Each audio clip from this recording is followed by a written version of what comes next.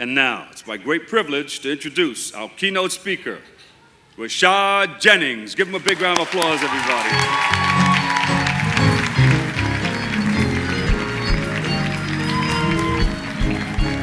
All right. Feel like I'm supposed to be dancing or something when I come on. But how y'all doing today? Good. I'm gonna just pull out my notes over here. First of all, I know I'm on limited time here, so I want to introduce myself again. I'm Rashad Jennings, and I'm so humbled, truly, to be here with you men and women today. We're obviously here to talk about a special individual in Dr. Martin Luther King. He was able to do some amazing things, so we're just going to dive right into it. Now, for me, I'm coming from the aspect that motivated me by death. In a powerful message he once delivered called Drum Major Instinct, Dr. Martin Luther King Jr. had talked about greatness. And he talked about how Jesus redefined greatness as being a servant. And inside of that message, he talked about death. And he was quoted by saying, "We all think about it, and every now and again, I think about my own death.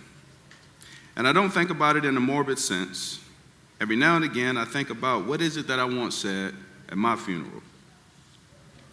If you ever have somebody deliver my eulogy, tell them not to mention that I had a Nobel Peace Prize. That's not important. Tell them that Dr. Martin Luther King Jr. tried to give his life serving others." End quote. I was graciously asked to come here to speak about some gleaming principles that stood out in the incredible life of Dr. Martin Luther King. And I believe King was a man that had such an impact on this world during and after his life because he understood the great principles that the idea of the taboo topic of death actually had. But don't worry, I'm not going to dwell on it from a perspective that is deemed average. I'm going to talk about how the topic of death fueled King to do amazing feats. So let us do this. I'm going to take the letter of the word dream, and I'm going to take each component and show you how critical it is to living a reality. Now, I like to call this speech Living Your Eulogy. Living your eulogy and taking out the EU and putting YOU, eulogy. Now, we all know a eulogy is a writing that is used to commend somebody's life after they're gone. And I'm sure Minister Mays had little to no trouble coming up with amazing words to describe Dr. Martin Luther King's life. The first letter we're going to cover is D. D represents the topic of death. Now, death is one of the most constant reminders of our responsibility to life. And I believe the idea alone of death can impact our lives more than we're willing to admit. In the book, King wrote, "Blind Willows, Speaking Woman." It was a Japanese writer that said, end quote, "Death is not the opposite of life. It is a part of it." End quote. And I couldn't agree more. But usually we'd rather not deal with death or talk about death and not talk about the truth that it will come amongst us all.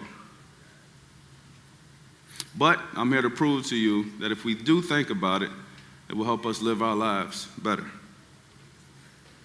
What happens when somebody has a near-death experience? What happens to their moods? What happens to their energy, their attitudes? And when they recover, are they a better person or worse? In most cases, they end up being a better person. They end up being more appreciative. They end up stopping overlooking the small things in life. They end up wanting to spend more quality time with loved ones and friends. And they begin to live life with a zest that's attractive. Now, you may ask yourself, if you know somebody that's went through this, why is it true that when we come close to a death experience, we start to live life like we never have before? And the reason varies. Some may say that they saw a glimpse of heaven or hell. Some may say that they saw their life flash before them. Whatever the case may be, death has the ability to make us live life like we never imagined. A late actor, Michael Landon, from Little House on the Prairie, wrote, "Whatever you want to do, do it now. There's only but so many tomorrows." And people all over across the world know that this is true, but yet and still, how many people set out to live something worth outliving themselves? Most people in the world just settle. Most of us are okay with living within the mundane. To me, it is a sin to be good when God called us to be great. We must remember that our lives are far too valuable to live and then just die without doing something to impact this world. As I mentioned before, Dr. King has said that every now and again he thought about death, but he did not do it in a morbid way. He did it just like Landon had suggested. He realized that he only had a few more tomorrows, and if he wanted to make a major difference for people of color, he had to put in the work now. Now remember, the flesh reminds us that we have forever, or at least tries to.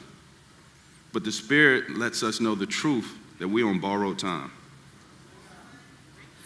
So let us deal with the truth.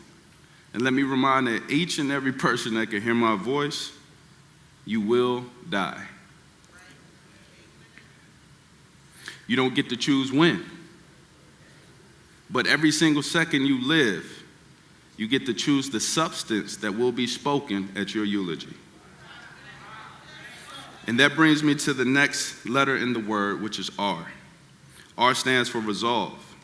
Now, the dictionary defines the noun form of resolve as a fixed purpose, and the verb form is defined to reach a firm decision. In short, is a resolution.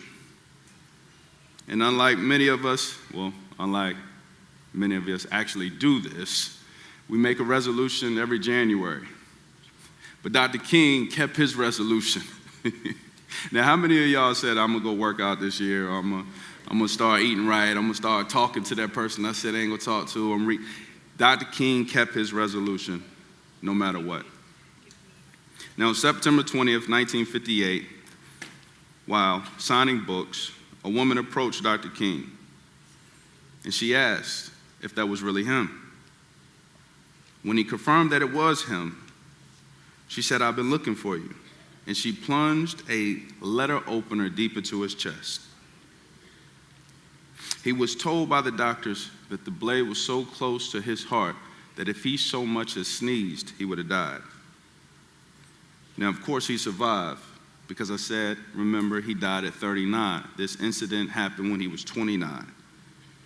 And he did not let the threat or the face of reality of death in that moment deteriorate him from continuing to pursue his dreams. Dr. King once said, in quote, "No one really knows why they are alive until they know what they are willing to die for." King was obviously willing to die for freedom and equality. What is it that you're willing to die for? The moment that you can see yourself long gone, think about it, a year after you're dead. What is it that you hope to instill in the hearts of people around you? What is it that you hope to give them to embrace to live an extraordinary life? What are the principles? What are the morals? What legacy may you leave behind that will inspire people to pick up your mantle and take it to ventures that you never thought or imagined yourself? Or when you die, will people look at your life and try to figure out, what did you stand for?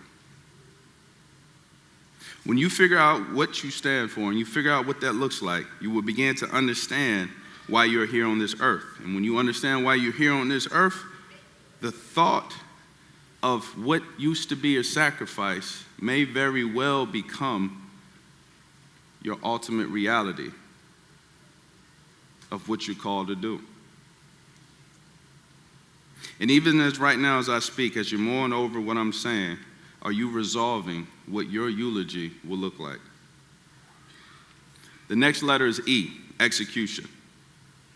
Now, often tell people when we talk about dreams, when we talk about living out our goals, I get a chance to tell people the first thing you have to do when trying to live a dream is wake up.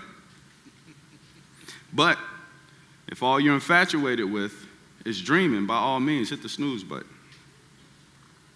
A dream cannot happen without execution. Daily, coordinated, calculated, and disciplined steps have to be taken in order to accomplish a dream. With all the access to information we have today, we should not wait on the perfect details to all be in front of us to make the steps. The late tennis legend, Arthur Ashe, said, "Start where you are, use what you have, and do what you can." And I'm sure Dr. Martin Luther King felt the same way. Now let's be clear though, Dr. Martin Luther King, when he gave his most memorable "I Have a Dream" speech on the steps of Lincoln Memorial, he wasn't just speaking about something that just popped in his head. The reason why everybody was there following him, over 250,000 people, is because he had been calculating and executing his plan all along. And this is something that is very convicting to me. And I always say this to myself. And I hope that you guys ask yourself this question. How can I have more freedom than he ever had, but do less than he ever did, and yet complain more than he ever dreamed?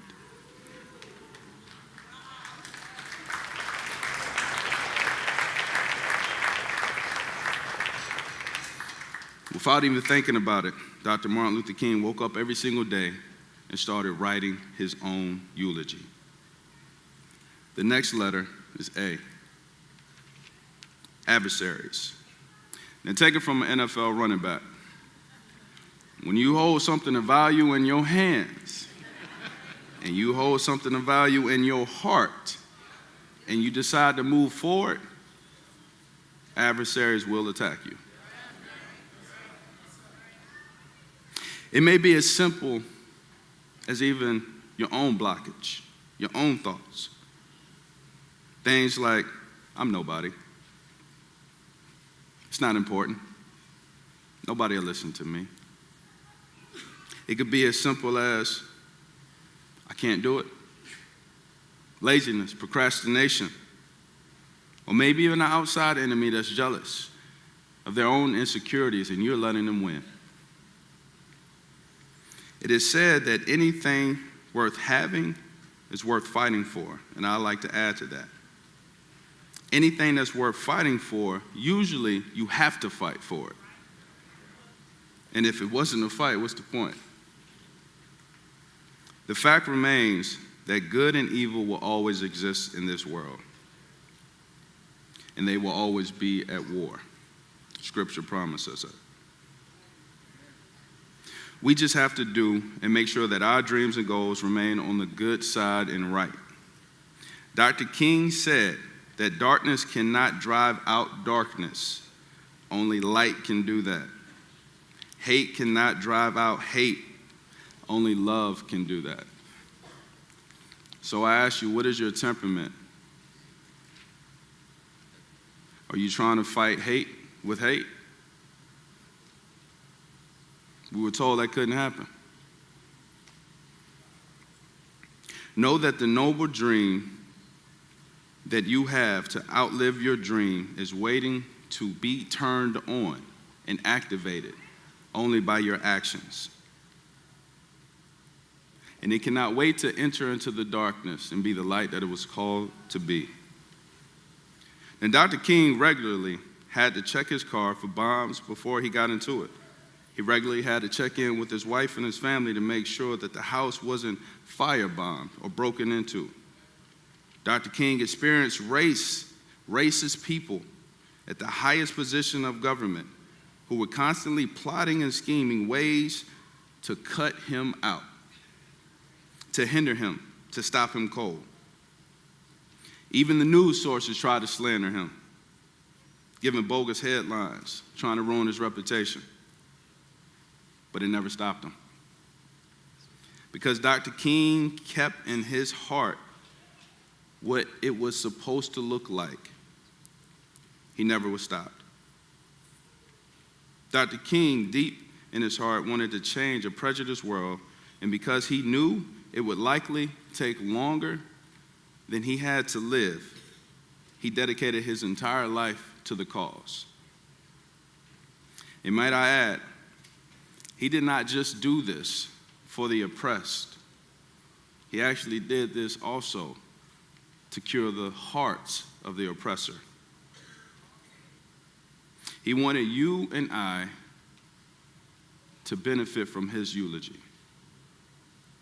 Which brings me to the final letter of DREAM, which is M.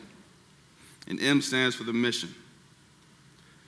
You can successfully keep your dreams alive when you stay ever mindful that the fact that D, death, can come upon you at any time. So allow that to inspire you to R, resolve to do something great that will outlive you.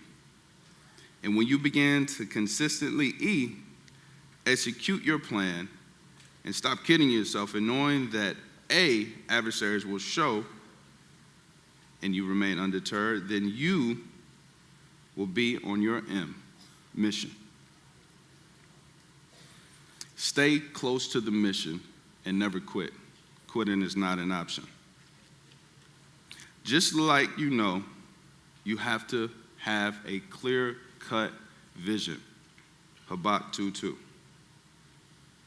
And even though he served, Dr. Martin Luther King served at his church as a pastor and co-pastor with his father, he never lost sight of his own personal mission. And no matter what your job or occupation is, you shouldn't lose sight of your personal mission. Finally, expert David Ramsey, financial advisor, once said, and you should take this with you, without a mission statement, you may get to the top of the ladder and realize that you were leaning on the wrong building. As you pursue your dreams, be careful to continually evaluate and ensure that you are headed in the right direction.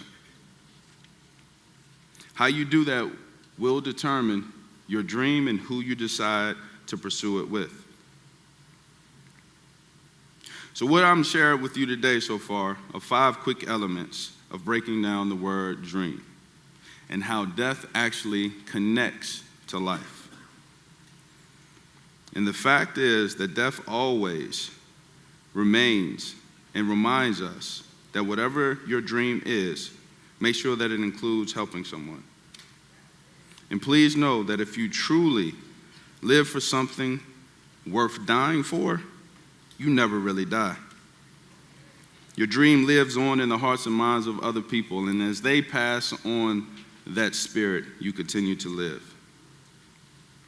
You live through people because a dream worth living is not meant to do it alone. And with doing it alone, I'm going to tell you this story, and I'm going to pass the mic. When I was a kid, my dad came and picked me up from school. And we played hooky. He took me to the beach. And at the beach, it was cold, so we had pizza on the sand. Didn't want to get in the water. My dad don't like to get in the water anyway, but it was cold. So while we were on the beach, we had a father and son bonding moment, went home.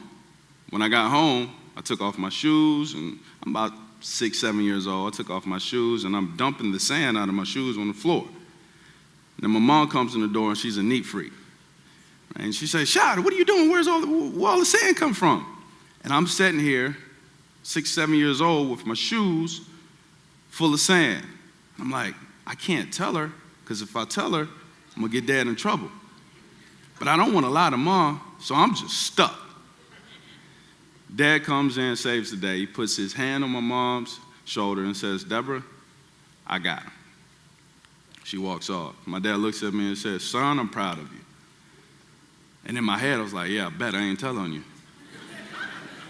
And he said, "I'm proud of you because you changed the world."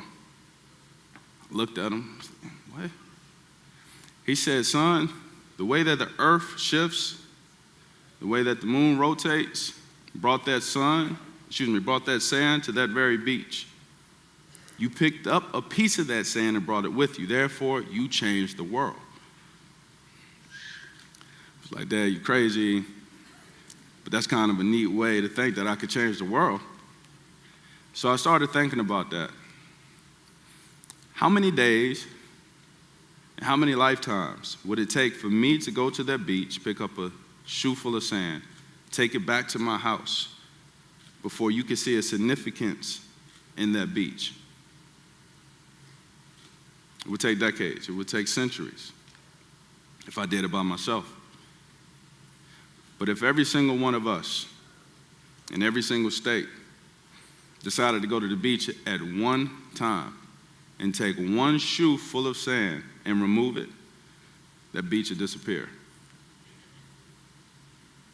So I challenge every single one of you, no matter your political views, no matter your religion. When you want to accomplish something, it takes people.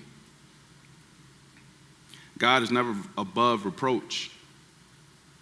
God is a gentleman, therefore he knows how to speak to everybody in languages they understand. If you really want something done, humility is the first thing that's on display. Remember, Dr. King said that light only is here to drive out darkness. Darkness can't drive out darkness. Only light can do that. And hatred cannot drive out hatred. Only love can do that. And what love is Jesus Christ.